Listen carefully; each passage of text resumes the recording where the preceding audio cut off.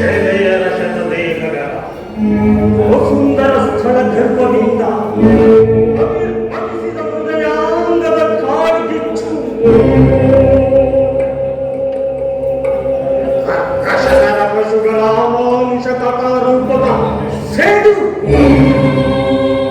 ಶತಚಿತ್ರಗಳ ಈ ಶಕ್ತಿಯ ರೋಷ ವೇಷ ವಿಷವಾದಕ್ಕೆ ಸುರಪಾದ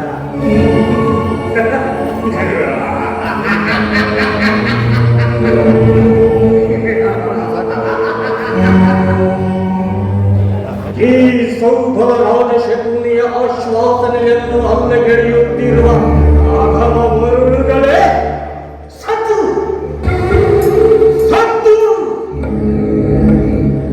ಏಕೆ ಈ ಕುಕ್ಷಿ ಬಗೆಯ ಕುಹುಕ ಪಂಚದ ಕರ್ಕಶದ ಕೇಕೆ ಈ ಪ್ರಳಯಾಗ್ನಿ ಜ್ವಾಲೆಯನ್ನು ಪ್ರಚೋದನೆಗೆ ಇಟ್ಟಿರುವ ಪ್ರಚಂಡ ಆನಂದದ ಪ್ರಳಯ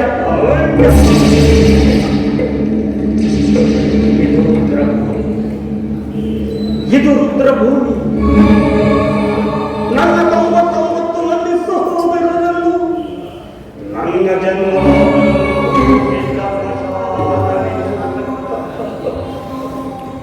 ಕೂತಿಟ್ಟ ಸ್ಮಶಾನವಿದು.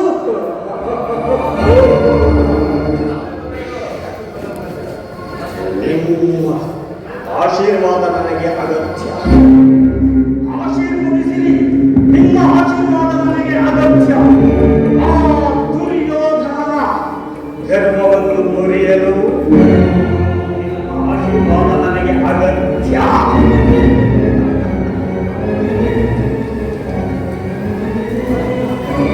ಸೌಬಲರಾಜ ಶಕುನಿ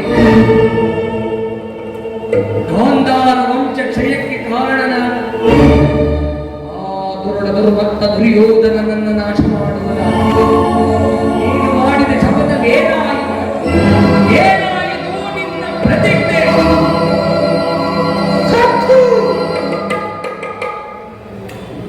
ಈ ಸೌಭರಾಜ ಶಕುನಿಯ ಆಶ್ವಾಸನೆಯನ್ನು ಹಲ್ಲೆಗೆಳೆಯುತ್ತಿರುವ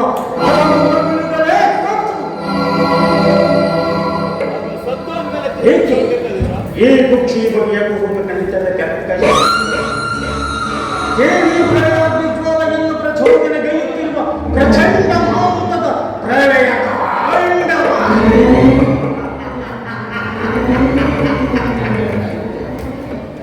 ಅಖಂಡ ಬರದ ಖಂಡಕ್ಕೆ ಕುಹುಕ ವೃಕ್ಷತೆಯ ಪ್ರವೀಣ ಔಷಧಿಯದ ಮಹಾ ನಿಪುಣ ಈ ಸೌಕರ ರಾಜ ಶಕುನಿ ಗಣನೆ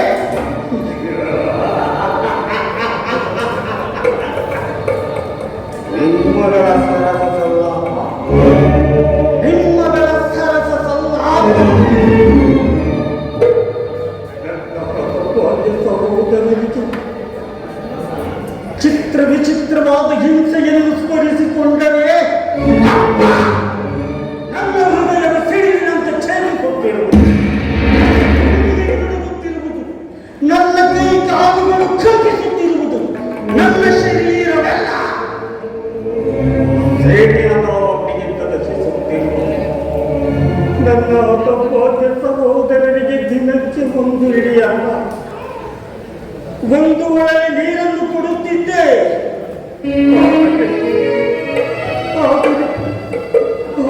ನನ್ನ ಹತಭಾಗ್ಯ ಸಹೋದರರು ಅದೆಲ್ಲವನ್ನು ನನಗೆ ಕೊಟ್ಟು ತಾವೆಲ್ಲರೂ ನನ್ನ ಶ್ವಾಸದಲ್ಲಿ ಬರುವಂತೆ ಮಾಡಿ ಕೊನೆಗೆ ಅವರೆಲ್ಲರೂ ಉಪವಾಸಗೈದು ದಿನಕ್ಕೊಬ್ಬೊಬ್ಬರಾಗಿಯೇ ಮೃತಪಟ್ಟರು. ಹೀಗೆ ಆ ದಾರುಣ ದುರಂತ ವಿಚಿತ್ರವು ನನ್ನ ಸ್ಮೃತಿ ಪಟಲದಿಂದ ಅಳಿಯದೆ ನಿರಂತರವು ಕಟುಕತನದಿಂದ, ನಿರಂತರವು ಬಡವಾಗಿ ಜ್ವಾಲೆಯಿಂದ ನೊಂದು ಬೆಂದು ತುಂಬಿ ಕೊನೆಗೆ ಕುಶವಾಗಿರುವ ಈ ನನ್ನ ದೇಹವನ್ನು ಚಿತ್ರವಾಗಿ ಅಣುವಾಗಿ ತುಂಡರಿಸಿದರು. ಸೇಡಿಗೆ ಸೇಡು, ಪ್ರತಿಕಾರ, ರಕ್ತಕ್ಕೆ ರಕ್ತವೆಂಬ ವಾಸ್ತವ್ಯದ ಹೊರತಾಗಿ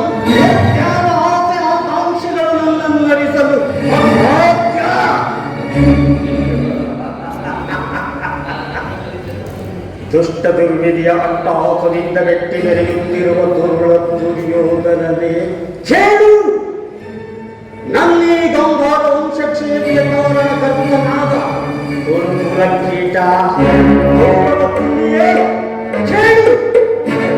ನಾನು ನಿನ್ನನ್ನು 99 ಮಂದಿ ಸಹೋದರರನ್ನೊಳಗೊಂಡು ಏಕಛತ್ರಾಧಿಪತ್ಯವನ್ನು ಸ್ಥಾಪಿಸಿ ಸಾಮಂತರಿಂದ ಓಲೈಸಿಕೊಂಡು ಸಾಮ್ರಾಟನಾಗಿ ಮೆರೆದು ಇನ್ನೊಂದೇ ರಾಜ್ಯವಾದ ಮಾಡಬಹುದಾಗಿತ್ತು. ನನ್ನ ಆಸೆ ಆಕಾಂಕ್ಷೆಗಳೆಲ್ಲವೂ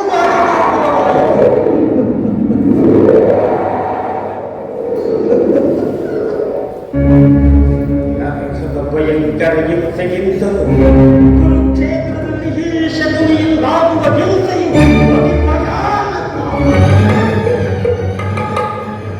ತಾಯಿಯ ಕಣ್ಣೀರಿನಿಂದ ತೊಯ್ದು ಗುರು ಹಿರಿಯರ ರಕ್ತದಿಂದ ಕಳಂಕಿತನಾಗಿ ಪುತ್ರ ಶೋಕದಿಂದ ದಹಿಸುತ್ತ ನಿನಗಾಗಿ ಒಂದೇ ಒಂದು ನಿಟ್ಟಿಸಿರು ಬಿಡುವವರಿಲ್ಲದಂತೆ ಮಾಡಿ ನರಕದ ಮಾರ್ಗವನ್ನಿಳಿಸಿದೆ. ನರಕದ ಮಾರ್ಗವನ್ನಿಳಿಸಿದೆ.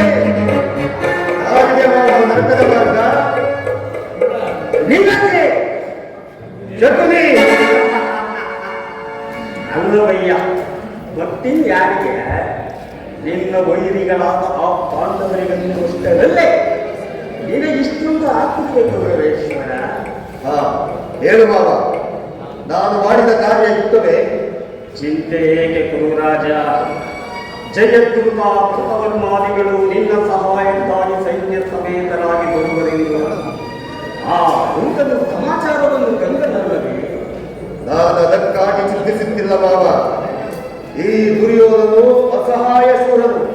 ತನ್ನೆರಡು ತೋಳ್ಬಲಗಳಿಂದ ಪಾಂಡವರ ಸಮಸ್ತ ಸೈನ್ಯವನ್ನೇ ಎದುರಿಸಬಲ್ಲೆ. ಆದರೆ ಈ ಜಾತಿ ಹಿಂಸೆ, ಸುಯಿತ ಕಲಹ ಇದು ಉಚಿತವೇ ಮಾವ. ಆ ದಿನ ನಾನು ದ್ವಾರಕಿಗೆ ಹೋಗಿದ್ದಾಗ ಯುದ್ಧವು ಅಧರ್ಮವೆಂದು ಕೃಷ್ಣನು ಎಷ್ಟೋ ವಿಧವಾಗಿದೆ. ಅಭಿಮಾನದಿಂದ ನಾನು ಅವನ ಮಾತನ್ನು ನಿರಾಕರಿಸಿದೆ. ಏನಿ ವಿಕಲ್ಪದ ಬುದ್ಧಿ ಪ್ರಳಯದ ವಿನೋದ ಗೆಳೆಯ. ಸಂಧಾನದ ನೆಪದಿಂದ ಬಂದವನು ಬರೀ ಕೃಷ್ಣನಲ್ಲವಯ್ಯ. ಅಖಂಡ ಬ್ರಹ್ಮಾಂಡದಲ್ಲಿ ನುಂಗಿ ನೀರು ಕುಡಿಯಬಲ್ಲ ಮಹಾಪ್ರಚಂಡ.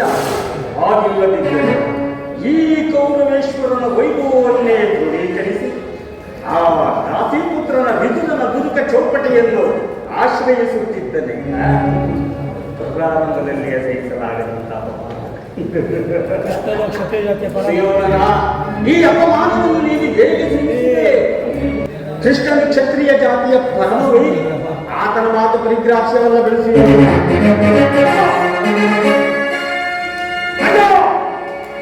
ಕೃಷ್ಣನ ಸ್ಥಿರಾವತಿಗೆ ಬಂದಿರುವಂತೆ ಶಾಂತಿ ಸಂಧಾನವನ್ನು ನಡೆಸುವಂತೆ. ಶಾಂತಿ ಸಂಧಾನವನ್ನು ಏನು? ಕೃಷ್ಣನು ಹಸ್ತಿನಾವತಿಯಲ್ಲಿ ಹೋಗೋಣ. ಹೋಗು ಸಹೋದರ, ಅತಿಥಿ ಸತ್ಕಾರಕ್ಕೆ ಸಿದ್ಧತೆಯನ್ನು ಮಾಡು. ಆ ವರ್ಷದ ಗೋಪಾಲನು ನಮ್ಮ ಸತ್ಕಾರವನ್ನು ನಿರೀಕ್ಷಿಸುವುದಿಲ್ಲ ಅಣ್ಣ, ನಿರೀಕ್ಷಿಸುವುದಿಲ್ಲ.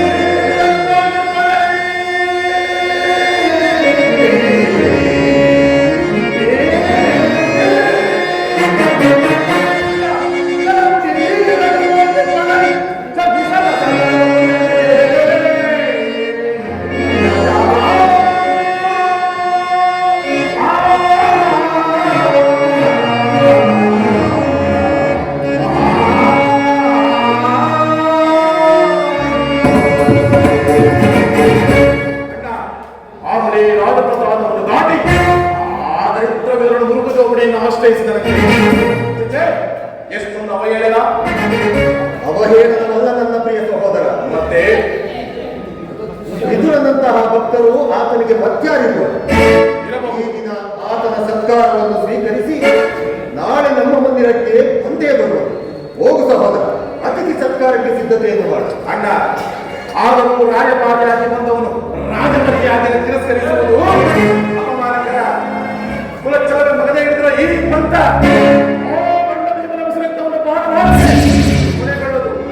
ನೀನು ಅವರನ್ನು ಕ್ಷಮಿಸಬಹುದು, ಆದರೆ ನಾನು ಮಾತ್ರ ಅವರ ಹಟ್ಟ ಹಾಸವನ್ನು ಮಟ್ಟ ಹಾಕಿ ಬಿಡತಕ್ಕವನಲ್ಲ.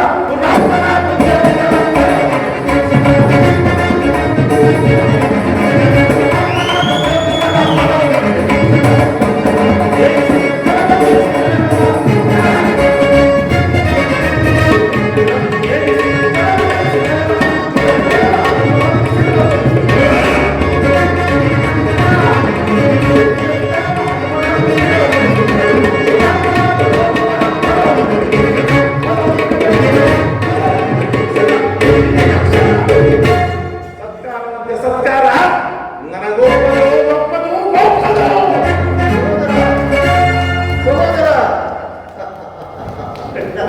ಅಭಿಮಾನಶಾಲಿಯಾದ ನನ್ನ ಪ್ರಿಯ ಸಹೋದರ, ನಿನ್ನನ್ನು ಶಾಸನ ಮಾಡುವುದು ನನಗೂ ಒಂದೊಂದು ಸಾರಿ ದುಸ್ಸಾಹಸವೆನಿಸುವುದು. ನೋಡಿದೆಯಾ ಬಾವ ನನ್ನ ತಮ್ಮನ ಕ್ರೋಧಾಗ್ನಿ ಸ್ವರೂಪವನ್ನ? ಮದಗಜಗಳು ಎಷ್ಟಿದ್ದರೆ ಈ ಸಿಂಹಕ್ಕೆ ಸರಿಸಾಟಿಯಾಗಬಲ್ಲದು ಬಾಬ. ಅದಿರಲಿ, ಈಗ ಕೃಷ್ಣನ ಸಂಧಾನಕ್ಕೆ ಸಮ್ಮತಿಸುವುದೇ ಅಥವಾ ಏನೇ ವಿಕಲ್ಪದ ಮುಖ್ಯ ಪ್ರಣಯದಲ್ಲಿ ಬಂದ ಗೆಳೆಯ? ಸಂಧಾನದ ನೆಪದಿಂದ ಬಂದವನು ಬರೀ ಕೃಷ್ಣನಲ್ಲವಯ್ಯ. ಅಖಂಡ ಬ್ರಹ್ಮಾಂಡವನ್ನೇ ನುಂಗಿ ನೀರು ಕುಡಿಯ ಬರುವ ಮಹಾಪ್ರಚಂಡ. ಆಗಿಲ್ಲದಿದ್ದರೆ ಈ ಕೌರವೇಶ್ವರನ ವೈಭವವನ್ನು ಕ್ರೋಢೀಕರಿಸಿ ಆ ದಾಸಿಪುತ್ರನ ವಿದುರನ ಹುಡುಕ ಚೌಕಟಿಯನ್ನು ಆಶ್ರಯಿಸುತ್ತಿದ್ದರೆ ರಾಜಕೀಯದಲ್ಲಿ ಸಹಿತವಾಗಲು ಶಿವನ ಈ ಅಪಮಾನವನ್ನು ನೀನು ಹೇಗೆ ಸಹಿಸುತ್ತೇನೆ? ಮಾವ, ಕೃಷ್ಣನಲ್ಲಿ ನಿನಗೆ ಇಷ್ಟೊಂದು ದ್ವೇಷಬೇಕೆ? ಅದಕ್ಕೆ ನೂರಾರು ಕಾರಣಗಳು. ಅವನಿಗೆ ವಿರುದ್ಧವಾಗಿ ನಡೆದ ರಾಜರುಗಳ ಹೆಸರಿಲ್ಲದಂತೆ ಮಾಡಿ ದಶನಾಮಾವಳಿಗೆ ಅಧಿಪತಿಯಾದರು. ಕ್ಷತ್ರಿಯ ಕುಲದ ಕಳಂಕ ಸ್ವರೂಪವನ್ನು ಯಾರು ಭಗವಂತನ ಅವತಾರವೆಂದು ಪೂಜಿಸುವರೋ ಅವರನ್ನೇ ಧ್ವಂಸ ಮಾಡಿದರು. ಜರಾಸಂಧ, ಶಿಶುಪಾಲಾದಿಗಳು ನಿನಗೆಂತಹ ಮಿತ್ರರಾಗಿದ್ದರು. ಕಾರಣವಿಲ್ಲದೆ ಅವರನ್ನು ಸಂಹರಿಸಿದರು. ಕಂಸನನ್ನು ಹೊರಿಸಿ ಅರುಳು ಮುರಿದು ಮುದುಕನಾದ ಉಗ್ರಸೇನನನ್ನು ಮಾತ್ರಕ್ಕೆ ಸಿಂಹಾಸನದ ಮೇಲೆ ಕೂರಿಸಿ ಸಹೋದರರನ್ನು ಪಾಲುವಂತರನ್ನಾಗಿ ಮಾಡಿ ರಾಜ್ಯದ ರಾಜಲಕ್ಷ್ಮಿಯನ್ನು ತಾನು ವಶಪಡಿಸಿಕೊಂಡರು. ಇಂತಹವನಿಗೆ ಮುನ್ನಡೆಗೆ ಹಾಗಾದರೆ ಇಂತಹವರ ಉಗ್ರ ದೃಷ್ಟಿಗೆ ನೀನು ಸಿಕ್ಕಿ ಬಿಟ್ಟಿರುವೆಯಲ್ಲ, ನಿನಗೂ ಅದೇ ಗತಿ ಯಥಾಸ್ಥಿತಿಗೆ. ಹಾಗಾದರೆ ಆ ದಿನ ನನ್ನನ್ನು ದ್ವಾರಕೆಗೆ ಏಕೆ ಕಳಿಸಿದೆ? ಆ ನಂದಗೋಪಾಲನ ಮನೆಯ ಬಾಗಿಲಲ್ಲಿ ಸಹಾಯವನ್ನು ಯಾಚಿಸುವುದು ಈ ಜಗದಂಕಮಲ್ಲ ದುರ್ಯೋಧನನಿಗೆ ಉಚಿತವಾದ ಕಾರ್ಯವೇ? ಅದಕ್ಕೊಂದು ಉದ್ದೇಶವಿದೆ. ಏನಾ ಉದ್ದೇಶ? ಚಿತ್ತು ಒಳಿತ ಅದರೊಡನೆ ಸರಸವಾಡುವುದಲ್ಲದೆ ಕೃಷ್ಣನಿಗಿಂತ ಅವನ ವಿಜಯವನ್ನು ಯಾವುದೋ ಸೈನ್ಯವನ್ನು ನಿನಗೆ ಅವಶ್ಯಕವಾಗಿತ್ತು. ಕೃಷ್ಣನು ಸೈನ್ಯ ಸಮೇತನಾಗಿ ನಿನ್ನ ಪಕ್ಷವನ್ನು ವಹಿಸಿದ್ದರೆ ಕೃಷ್ಣ ನೀನು ಬೇಡ, ನಿನ್ನ ಸೈನ್ಯ ಮಾತ್ರ ಬೇಕೆಂದು ನಿಸ್ಸಂಕೋಚವಾಗಿ ಹೇಳಬಹುದು. ಆದರೆ ಅರ್ಜುನನು ಆ ಸಂಕಟದಿಂದ ಪಾರು ಮಾಡಿದರು. ಕೃಷ್ಣ ಅವ ಕೃಷ್ಣನು ನೀನು ಹೇಳುವಂತಹ ವಂಚಕನೇ ಇರಬಹುದು, ಆದರೆ ಅವನ ಮೇಲಿನ ದ್ವೇಷದಿಂದ ಪಾಪ ಆ ಪಾಂಡವರನ್ನು ಹಿಂಸಿಸಬೇಕಾಗುವುದಲ್ಲ. ಪುಣ್ಯ ಧರ್ಮ ಅದು ನಿನಗೆ. ಪಾಂಡವರನ್ನು ಕೃಷ್ಣನಿಂದ ಬೇರೆ ಮಾಡಲಾಗುವುದು ಸುಯೋಧನ. ಏಕೆ? ಅವರೆಲ್ಲರೂ ಕೃಷ್ಣನ ಆಜ್ಞಾಧಾರಕರು. ನೀನು ಸಂಧಾನಕ್ಕೆ ಸಮ್ಮತಿಸಿ ಅವರಿಗೆ ಆಶ್ರಯವನ್ನು ಕೊಟ್ಟೆಯಾದರೆ ನಿನ್ನ ವಿನಾಶಕ್ಕೆ ನೀನೇ ಕಾರಣನಾಗುವುದು ಅಲ್ಲವಯ್ಯ. ಪಗಡೆಯಾಟದಲ್ಲಿ ಸೋತಾಗಲೇ ರಾಜ್ಯದ ಮೇಲೆ ನಷ್ಟವಾಯಿತು. ಪುನಃ ಅವರು ಅದನ್ನು ಸುಯೋಧನ ಆ ಪಾಂಡವರು ರಾಜ್ಯಕ್ಕಾಗಿ ಹಂಬಲಿಸುತ್ತಿದ್ದಾರೆ. ಧೈರ್ಯವಿದ್ದರೆ ರಣಕ್ಷೇತ್ರದಲ್ಲಿ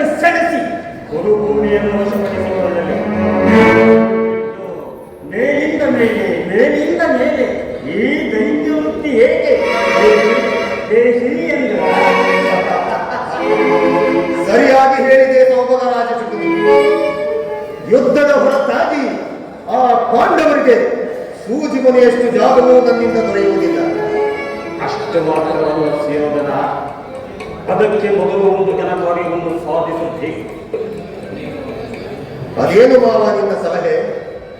ಸಂಧಿಯ ನೆಪದಿಂದ ಭಾರಿಗೆ ಪ್ರತಿಷ್ಠೆಯನ್ನು ತೋರುತ್ತಿರುವ ಆ ಕೃಷ್ಣನಿಗೆ ತಕ್ಕ ಪ್ರಾಯಶ್ಚಿತ ಆಗಲೇಬೇಕು.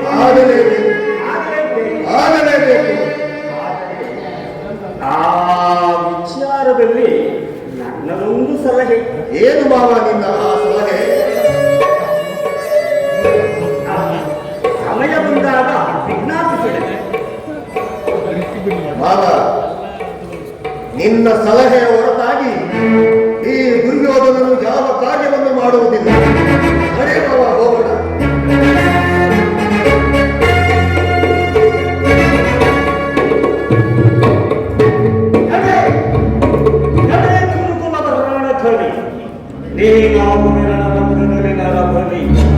ಕೋಟ್ಯರವ ಬಿರುಗಾಳಿಗೆ ಸೇಡಿನ ತಾಳ್ಮೋಳವನ್ನು ನೆಟ್ಟಿ ಆರ್ಭಟಿಸುವ ಕುರುಗು ಸಿಡಿಯುಗಳು ತಲೆಯನ್ನು ತಿರುಗುವಂತೆ ಮಾಡಿ ಈ ಶಕ್ತಿಯ ಕುತಂತ್ರದ ವಿಷದ ಮಳೆಗೆ ಸಿಕ್ಕಿ ಕೊಚ್ಚಿ ಹೋಗುತ್ತದೆ.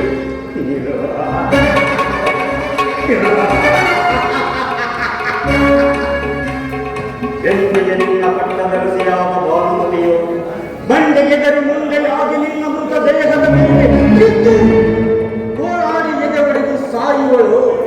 ಅದೇ ಈ ಶಕುನಿಗೆ ಶಾಂತಿ. ಶ್ರೀಕೃಷ್ಣನ ತಂತ್ರ, ಈ ಶಕುನಿಯ ಕುತಂತ್ರ. ಇದೇ ನಿಜವಾದ ಚದುರಂಗದ ಆಟ. ಈ ಚದುರಂಗದ ಆಟದಲ್ಲಿ ನಿನಗೆ ಉಳಿಗಾಲವಿಲ್ಲ. ಶಕುನಿ ಎಂಬ ಮೂರಕ್ಷರದ ಮಹತ್ವವನ್ನು ನೀನು ಬಲ್ಲೆಯ ಮರುಳೆ.